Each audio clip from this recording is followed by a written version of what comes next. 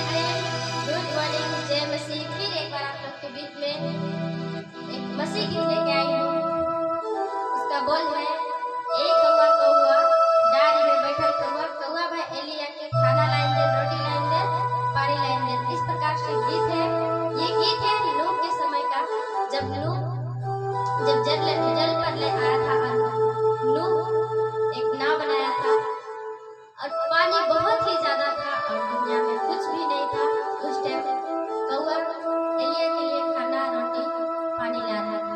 ये गीत है, जरूर आप लोग सुने और आनंद लें।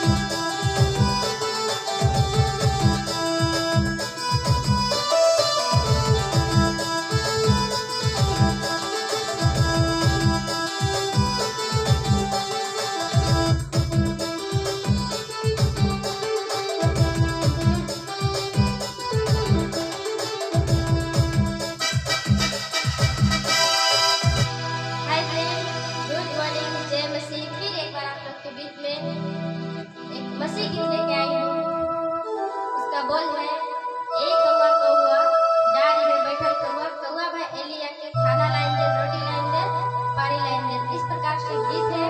ये गीत है नूह के समय का, जब जल पर ले आया था नूह एक नाव बनाया था और पानी बहुत ही ज्यादा था और दुनिया में कुछ भी नहीं था।